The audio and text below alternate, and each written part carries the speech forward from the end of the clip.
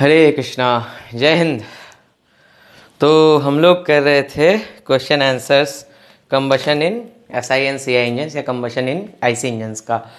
उसको हम लोग कंटिन्यू करेंगे और आगे हम लोग देखते हैं कि प्रयास करेंगे कि सीआई वाला, एसआई का तो हम लोग उस दिन किए थे, फिर सीआई और एसआई का थोड़ा मिक्स किए लास्ट लेक्चर में, और इस लेक्चर में हम लोग प्रयास करेंगे कि सीआई वाला हम लोग पूरा कर लें।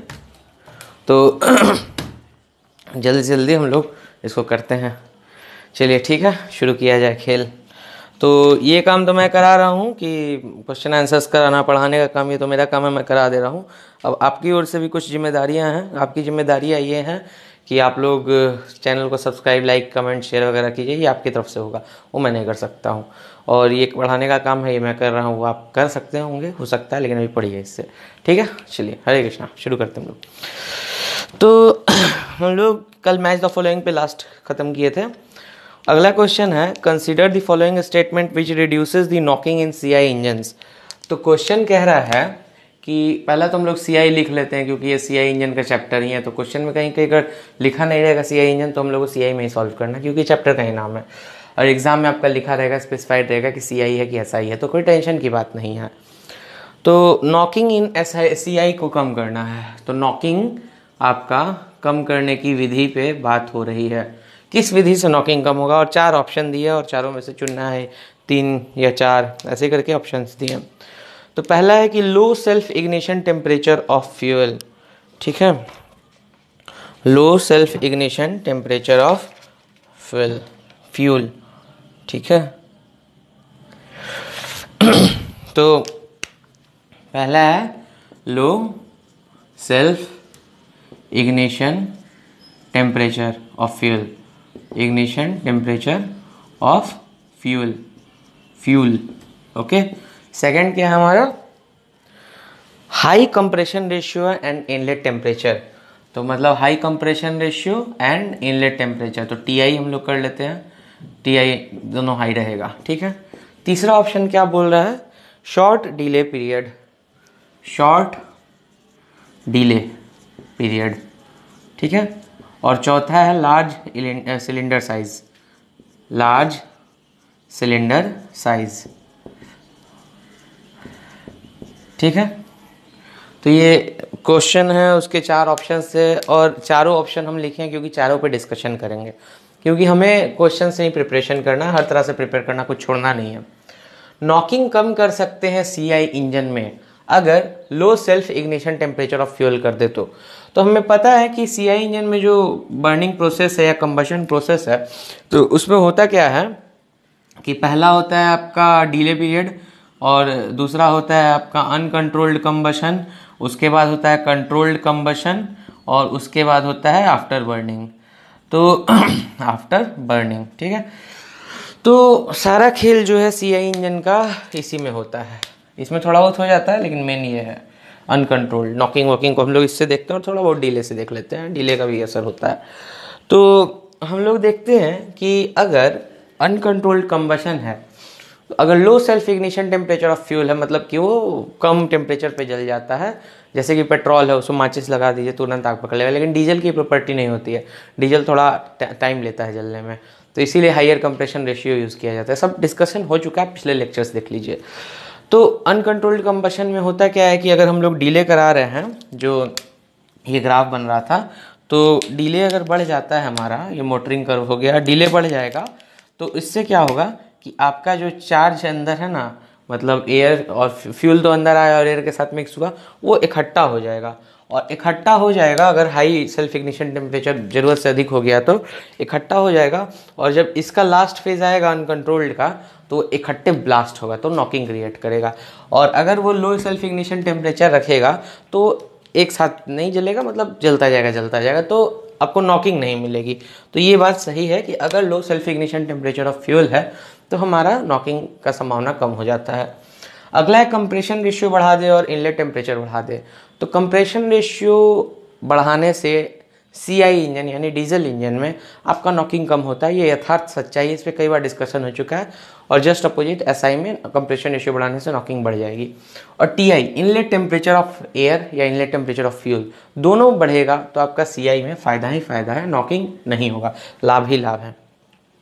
शॉर्ट डिले पीरियड, हमें एक चीज़ को कंठस्थ या याद कर लेना चाहिए कि CI इंजन के केस में delay is directly proportional to knock. मतलब कि डिले बढ़ेगा तो नॉक बढ़ेगा, डिले घटेगा तो नॉक घटेगा। तो ये बिल्कुल सही है कि शॉर्ट डिले पीरियड हमें क्या देगा, शॉर्ट नॉक या नॉकिंग का टेंडेंसी कम हो जाएगा।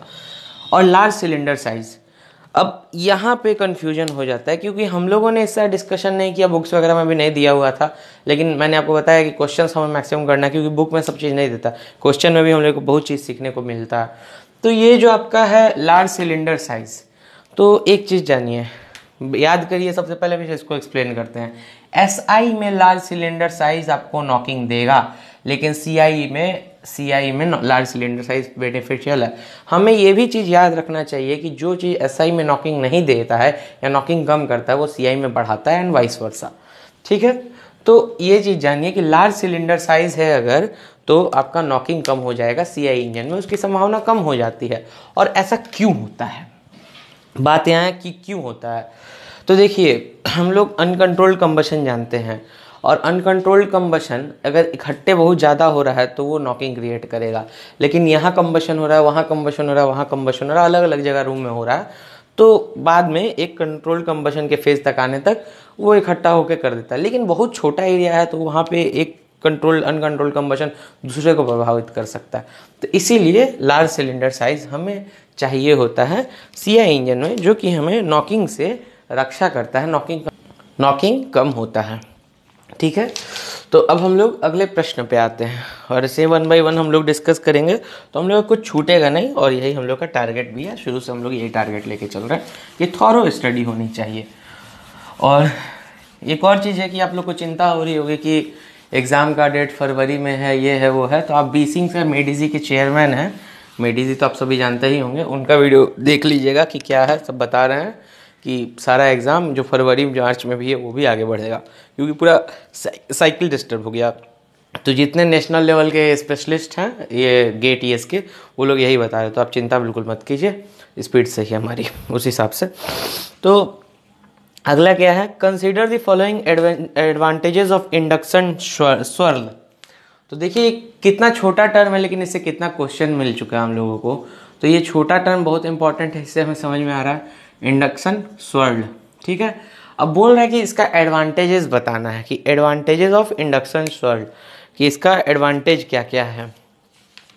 तो इसका ऑप्शन में एक गलती दे दिया है, पहला दे दिया लो टर्बुलेंस और बाद में बोल दिया कि हाँ ये सही में है, तो वो गलत है, हाई टर्बुलेंस होना चाहिए। इसका ऑप्शन होगा कि हाई टर्बुलेंस बढ़ा देता है इंडक्शन स्वर्ल, ये होना चाहिए। ये ऑब्वियस सी बात है, कोई बड़ी दिमाग वाली बात नहीं है। हाई मैकेनिकल एफिशिएंसी, तो मैकेनिकल एफिशिएंसी जो है वो थोड़ी बढ़ जाएगी। और क्या बोल रहा है आपका, ईजियर स्टार्टिंग, और ईजियर स्टार्टिंग मतलब आसानी से स्टार्ट हो जाएगा। और अगला क्या है, low quality of fuel can be used, low quality fuel use किया जा सकता है, मतलब कि बहुत महंगा फ्यूल की आवश्यकता ऐसा नहीं कंपलसरी है। तो ये चीज़ दिया हुआ है, तो इसमें से बोलना है कि 3 सही है, 2 सही है, चारों सही, ऑप्शन दिया उसके अनुसार चलना है। तो देखिए पहला तो उन्होंने लो टर्बुलेंस दे दिया और लास्ट में दे दिया कि ये सही ऑप्शन में आता है, तो इसका मतलब है ये गलत लिखा था उन्होंने, ये हाई टर्बुलेंस देगा। स्वर्ल दिया ही इसलिए जाता है कि टर्बुलेंस बढ़े, और टर्बुलेंस बढ़ेगा डिले कम होगा, और डिले कम होगा तो नॉकिंग कम होगी, और मैकेनिकल एफिशिएंसी बढ़ जाता है इससे, ये यथार्थ बात है। मिक्सिंग अच्छी होगी एयर और फ्यूल की तो आपका मैकेनिकल एफिशिएंसी बढ़ेगा, सब डिस्कशन हो चुका है, नहीं हुआ है तो अब भी आपको समझ में आएगा। स्टार्टिंग ईजी हो जाएगा, ये बिल्कुल सही बात है कि कंबशन मतलब फ्यूल एयर मिक्सचर होमोजीनियस बन जाएगा, अच्छे से मिक्स होगा तो स्टार्टिंग आसान होगा। और लो क्वालिटी फ्यूल भी यूज़ किया जा सकता है, जब बाकी सारा व्यवस्था यहाँ पे अच्छा है तो आपका लो क्वालिटी फ्यूल में भी काम हो जाएगा, कोई बड़ी बात नहीं है। अब बोल रहा है कि एडवांटेजेस ऑफ कंप्रेशन स्वर्ल, ठीक है, ओके, तो कंप्रेशन स्वर्ल की बात हो रही है। तो देखिए ये बात थी किसकी, ये थी इंडक्शन सॉइल्ड की, ठीक है। अब हम लोग बात कर रहे हैं कंप्रेशन सॉइल्ड की। तो एक मैं बात आपको नोटिस करा देता हूँ, इसका ऑप्शंस लिख के या फिर इसको लिख के, कंप्रेशन सॉइल्ड। तो इंडक्शन सॉइल्ड और कंप्रेशन सॉइल्ड में अंतर क्या है? इंडक्शन सॉइल्ड का अर्थ ये होता है कि अगर आपका इनलेट जो वाल्व है उसका डिजाइनिंग ही ऐसा किया जाए कि वो एयर सॉइल्ड में ही आए, और कंप्रेशन सॉइल्ड का अर्थ ये है कि पिस्टन का ऐसा डिजाइनिंग किया जाए जब वो ऊपर उठे तो एयर को सॉइल्ड करे। तो इंडक्शन सॉइल्ड का में टर्बुलेंस लो है in comparison to compression swirl, तो ये ठीक है। तो अगर ये सही है, अगर इसके जगह पे एक ये भी दे देता लो टर्बुलेंस, जो लिखा हुआ था low turbulence with respect to compression soiled, compression soiled, अगर ये लिख देता तो ये भी सही होता, लेकिन उन्होंने ये नहीं लिखा था with respect to compression swirl, तो लो टर्बुलेंस तो नहीं माना जाएगा क्योंकि टर्बुलेंस देगा ही देगा। तो कंप्रेशन सॉइल्ड पे आते हैं। बोल रहा है कि हायर वॉल्यूमेट्रिक एफिशिएंसी, और ऑप्शंस लिखा जाए ना, हाई वॉल्यूमेट्रिक एफिशिएंसी, तो वॉल्यूमेट्रिक एफिशिएंसी बढ़ जाएगी। और क्या ऑप्शन दिया है, swirl is proportional to speed, swirl is proportional to speed. अगला क्या है आपका, greater air utilization due to strong swirl, तो ग्रेटर एयर यूटिलाइजेशन, ठीक है। और अगला क्या है, smooth engine operation, smooth engine operation. तो इसमें हम लोग अब देखेंगे कि इसमें कौन सा सही है कौन सा गलत है, और उसके अनुसार हम लोग वो करेंगे, इसका आंसर देंगे। और इससे पहले मैं चेक कर लेता हूँ क्योंकि इन्होंने बहुत कुछ इधर उधर करके दिया है। चलिए ठीक है, इसमें नहीं गड़बड़ किया जैसे इस क्वेश्चन में कर दिया था। तो कंप्रेशन सॉइल्ड बढ़ने से क्या होगा, वॉल्यूमेट्रिक एफिशिएंसी बढ़ेगी, तो एफिशिएंसी बढ़ती है। तो अब एक चीज़ पार्टिकुलर चीज़ याद करने लायक हमें कुछ मिला है, समझने लायक, वो ये कि कंप्रेशन सॉइल्ड की बात करें, जहाँ कंप्रेशन वर्ड आए तो वहाँ वॉल्यूमेट्रिक एफिशिएंसी बढ़ता है, और जहाँ इंडक्शन की बात आए वहाँ मैकेनिकल एफिशिएंसी बढ़ता है। और हो सकता है कि इसमें वो भी बढ़ता है उसमें वो भी बढ़ता है। तो ये हो सकता है वर्ड मैंने क्यों उपयोग किया है और अक्सर किया है, इसका अर्थ ये है कि मैंने आपको बता दिया है कि कोई सीमित चीज़ नहीं है कि आपको एक किताब में पूरी मिल जाए, ये असीमित चीज़ है। जितना प्रश्न लगाएंगे आप नया चीज़ सीखेंगे। तो एक टीचर एक अच्छा स्टूडेंट भी होता है, और कोई भी व्यक्ति मरते दम तक सीखता है।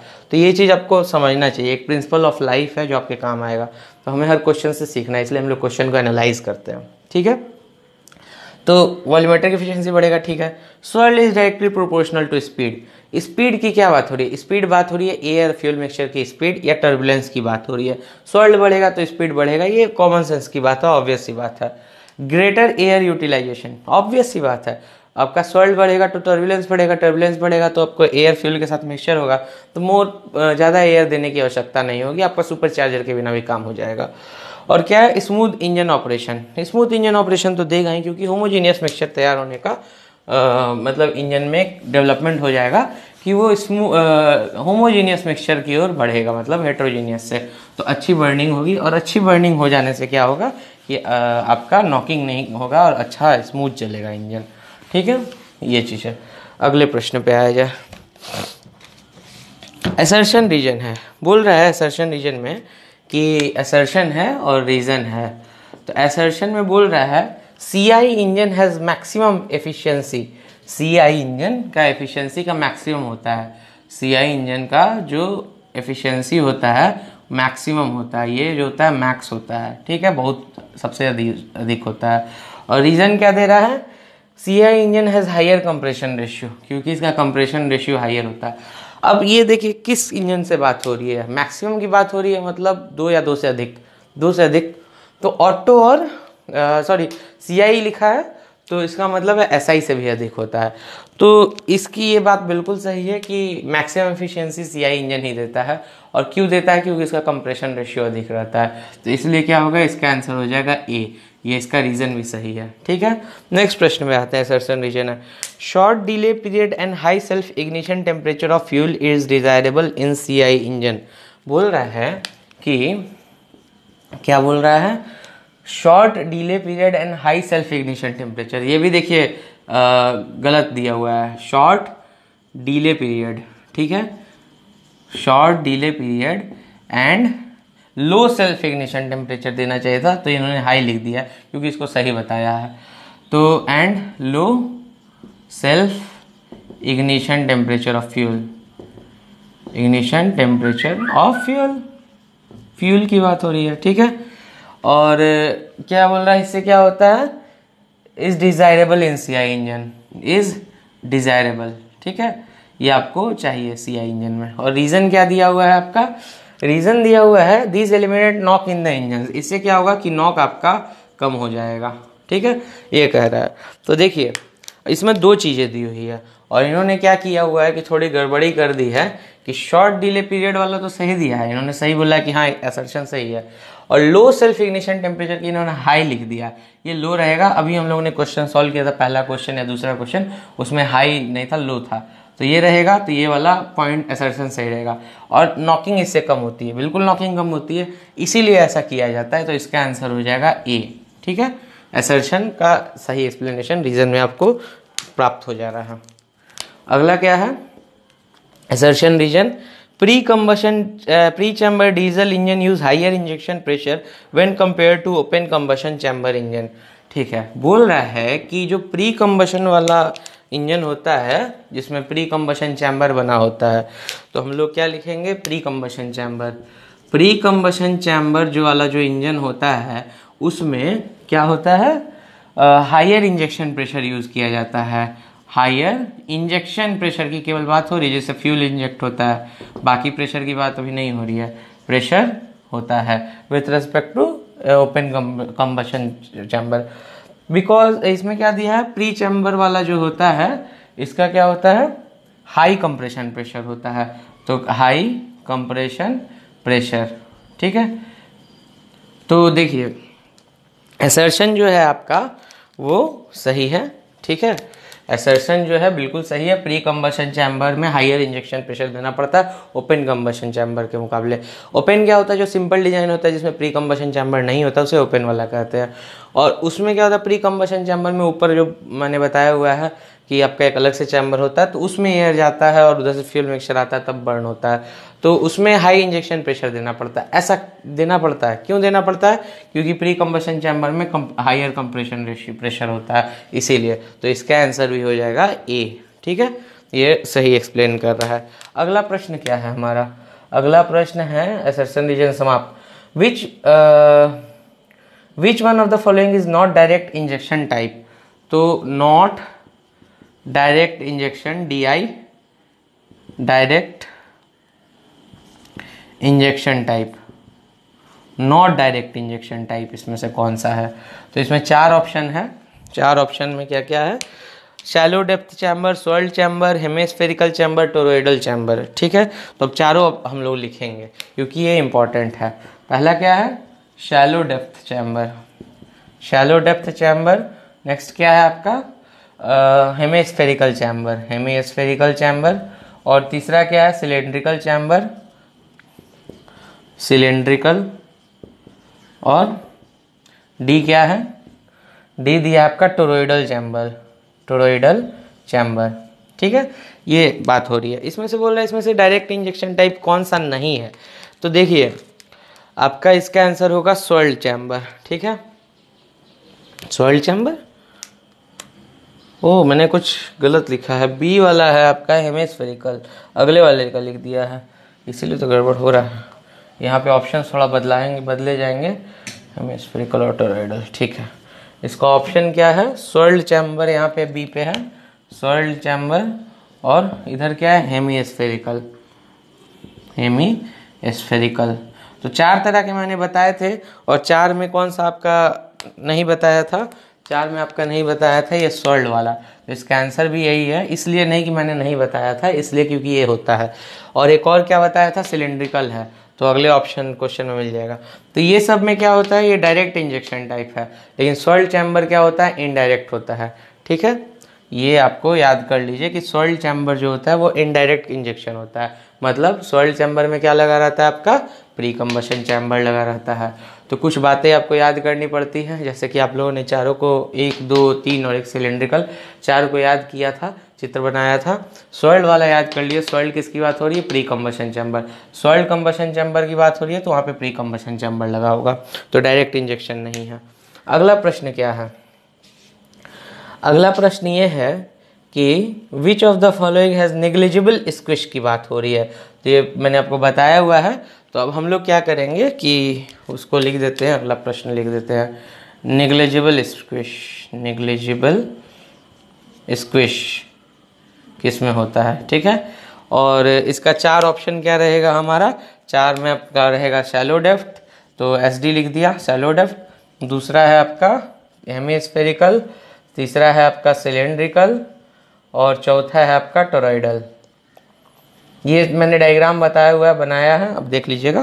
तो इसका आंसर मैंने उसमें लेक्चर में आपको बताया था, सिंपल सी बात है, शैलो डेप्थ में नेग्लिजिबल स्क्विश होती है। अगर मैंने बताया है, वैसे अगर नहीं बताया हो या छूट गया हो या आपने सुना नहीं, कुछ भी हुआ हो, तो इस बात को याद कर लिए कि शैलो डेप्थ चैम्बर में नेग्लिजिबल स्क्विश होता है, ठीक है। अब हम लोग देखेंगे एक और प्रश्न है, उसको हम लोग देखते हैं। पहले इसे समाप्त मतलब मिटा दिया जाए, समाप्त क्या, मिटा दिया जाए।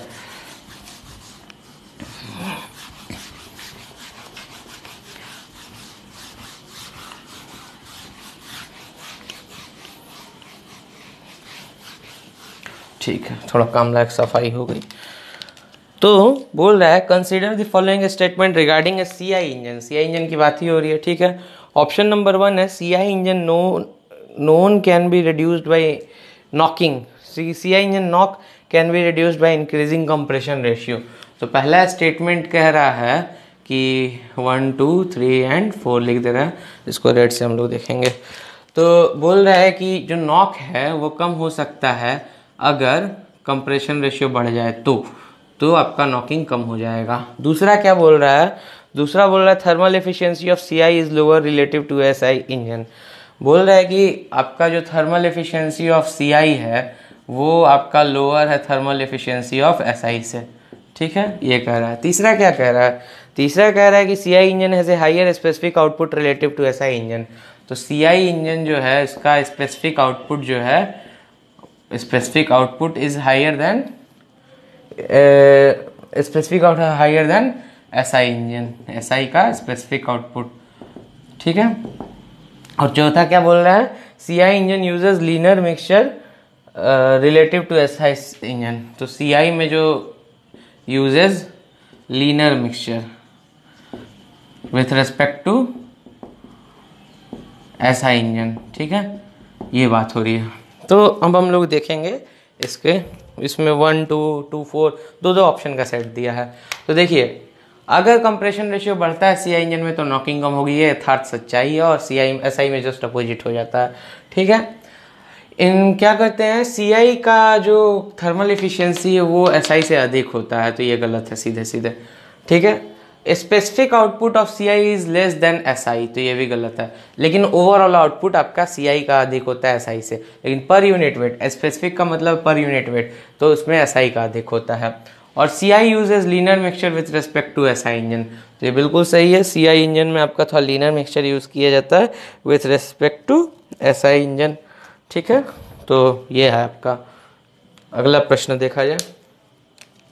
अगला प्रश्न क्या करा, self ignition temperature of diesel as compare to petrol is. तो ये तो सिंपल सा क्वेश्चन है। Self ignition temperature of diesel with petrol with respect to petrol is low और हाई और सेम और डिपेंड अपॉन फ्यूल क्वालिटी, ऐसा question है। तो इसका ऑप्शन सीधे सीधे इसका आंसर हो जाएगा कि ये हाई होता है, ठीक है, बी है शायद, हाई। मतलब कि इसको सिंपल याद कई बार कराया मैंने, माचिस लगा के आप पेट्रोल में आग लगा सकते हैं, लेकिन आपने कभी सुना नहीं कि डीजल छिड़क के आग लगा लिया, पेट्रोल छिड़क के आग लगा लिया, डीजल छिड़क के आग लगता ही नहीं है। ट्राई मत कीजिएगा, कहीं लग गया तो क्या करेंगे, डीजल की जगह पेट्रोल डाल लिया तब क्या होगा। ऐसे डीजल में आग नहीं लगता है, माचिस डालिए आग नहीं लगेगा। अगला क्या है, इन CI engine with increase in compression ratio in the delay period. मतलब बोल रहा है सीआई इंजन में अगर कंप्रेशन रेशियो बढ़ रहा है तो डीले जो है वो कम होगा कि बढ़ेगा, डीले में क्या होगा, बढ़ेगा कम होगा, तो ये बोल रहा है। तो कंप्रेशन रेशियो हमारा बढ़ता है सीआई में तो डीले पीरियड जो है वो कम हो जाता है। तो ऐसा क्यों होता है वैसे बताया जा चुका, लेकिन फिर भी बता दिया जाए। कंप्रेशन रेशियो बढ़ने से टेम्परेचर बढ़ जाता है, प्रेशर बढ़ता है, और प्रेशर बढ़ने से टेम्परेचर बढ़ता है। जब टेम्परेचर बढ़ेगा तो जब आप इंजेक्शन देंगे फ्यूल का तो जल्दी बर्निंग होगी और डीले कम हो जाएगा। तो सिंपल सी बात है। और अगला प्रश्न पे आया जाए, स्पीड हमारी बढ़िया है, बहुत जल्दी जल्दी हो रहा है प्रश्न। Knocking takes place in CI engine at the start of combustion and the end of combustion, during combustion, none of the above. तो नॉकिंग इन सीआई इंजन कब होता है, नॉक इन सीआई इंजन कब होता है, start of ignition, end of ignition, किस पे होता है। तो इसका सिंपल सा आंसर है कि नॉकिंग जो होता है सीआई इंजन में स्टार्ट ऑफ इग्निशन में होता है। बी है या ए है जिसमें भी हो, start of ignition, ignition start वाले में ही आपका नॉकिंग होता है। नेक्स्ट हमारा क्या है,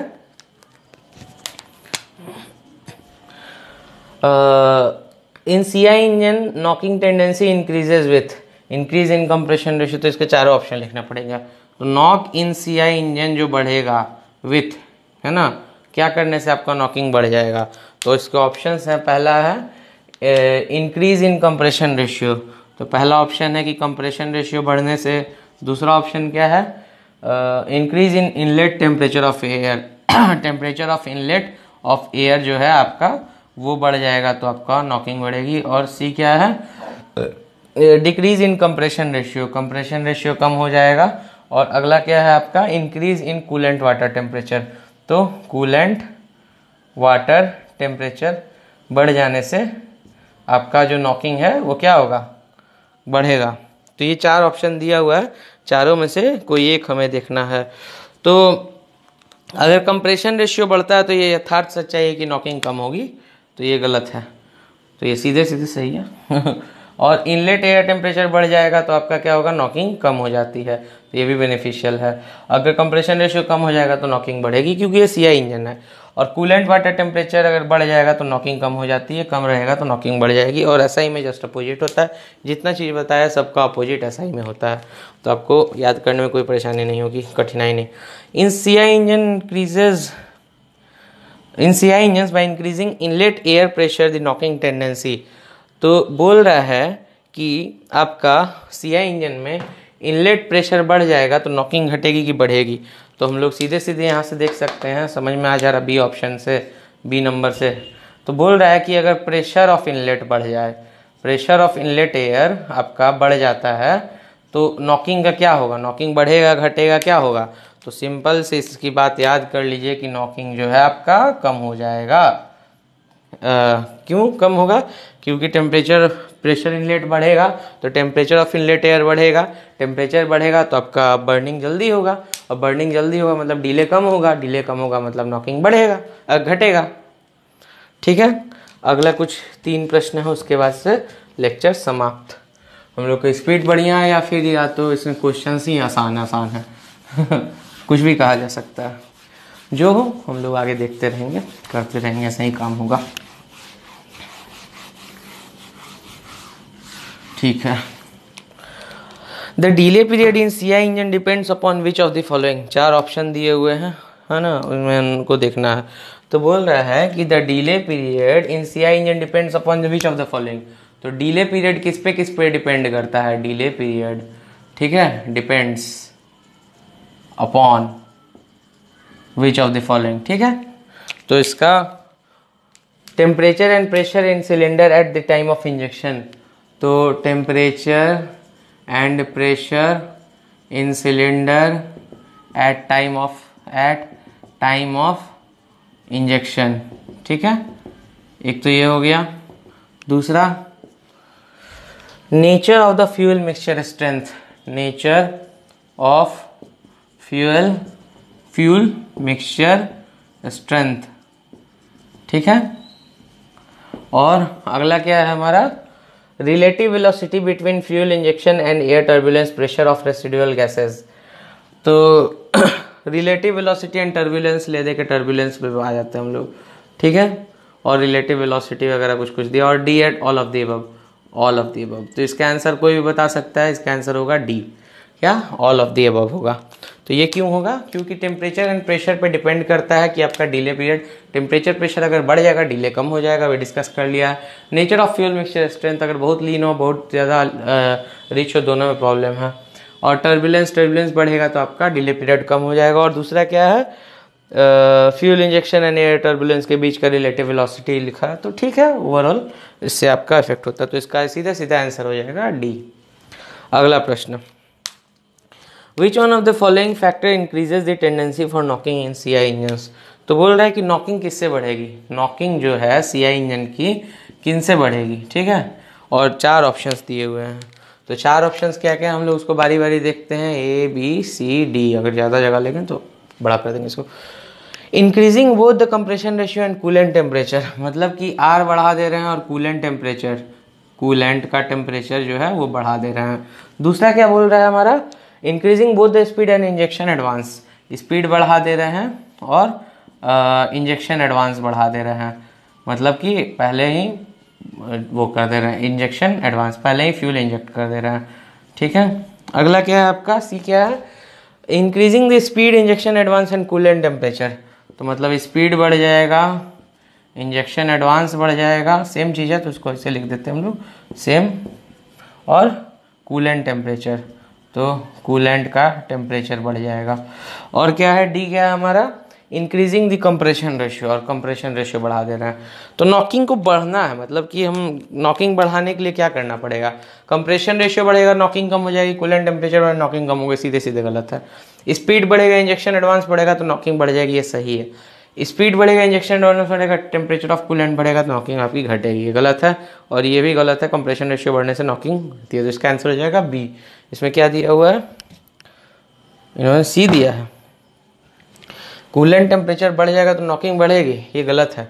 कूलेंट टेम्परेचर अगर घटता है तो नॉकिंग बढ़ जाती है CI इंजन में, तो इन्होंने वो दिया हुआ है, तो ये इन्होंने गलत दिया हुआ है, ठीक है। इस बात को विशेष ध्यान दीजिए कि अगर कूलेंट टेम्परेचर आपका बढ़ता है तो नॉकिंग कम हो जाएगी, तो इन्होंने गलत दिया हुआ है, ठीक है। इसका आंसर हो जाएगा बी। और लास्ट प्रश्न है इस लेक्चर का, a diesel engine is usually more efficient than SI engine because, तो डीजल इंजन की एफिशिएंसी जो है वो SI इंजन से अधिक होती है बिकॉज, ठीक है। इसके पीछे का रीज़न पूछ रहा है, oh sorry, diesel being a heavier hydrocarbon releases more heat पर केजी देन गैसोलीन। बोल रहा है कि डीजल जो है एक हेवियर हाइड्रोकार्बन है, डीजल जो है हेवियर हाइड्रोकार्बन है, तो हेवियर हाइड्रोकार्बन HC, ठीक है। हेवियर हाइड्रोकार्बन है तो मोर एनर्जी रिलीजेस पर करता है पर किलोग्राम, ठीक है, देन गैसोलीन, गैसोलीन के रिस्पेक्ट में। अगला क्या है, the air standard efficiency of diesel cycle is higher than the Otto cycle at fix compression ratio. तो बोल रहा है कि कंप्रेशन रेशियो फिक्स कर दें, जब R को फिक्स कर दे रहे हैं तो आपका डीजल की एफिशिएंसी जो है वो अधिक है इन कंपैरिजन टू ऑटो। बात तो सही है, लेकिन ये भी सही है, ये भी सही है, लेकिन वो बात आंसर नहीं है इसका, ठीक है। अगला क्या है, compression ratio of diesel engine is higher than SI, ठीक है। CI का compression ratio higher than SI होता है, ठीक है। और अगला लास्ट क्या दिया हुआ है, self ignition temperature of diesel engine is higher than, तो सेल्फ इग्निशन टेम्परेचर जो है ऑफ डीजल जो है हायर देन होता है आपका SI petrol. Self ignition temperature of diesel is greater than SI of self ignition of petrol. तो इसका आंसर सीधे सीधे आप जानिए, एक ही चीज़ जानिए, compression ratio of CI is higher than SI, इसी के कारण से होता है, ठीक है। ये सब अपने अपने जगह पे सही स्टेटमेंट है, A B और D, लेकिन इसका आंसर C है। तो इस तरह से हमने इसके क्वेश्चंस सारे कर लिए। ये बहुत तेज़ी से हुए हैं, बहुत अच्छा लगा, और हो सकता है कि हमारी स्पीड बढ़ गई हो सकता है कि ये आसान प्रश्न हो, जो भी हो, ओवरऑल ले दे के हम लोगों ने इसको बढ़िया से कर लिया। तो ठीक है, आप लोग चैनल को सब्सक्राइब, लाइक, कमेंट, शेयर वगैरह कर दीजिए, और मैं पढ़ाऊँगा, आप वो करिए, ठीक है। हरे कृष्णा, जय हिंद, धन्यवाद।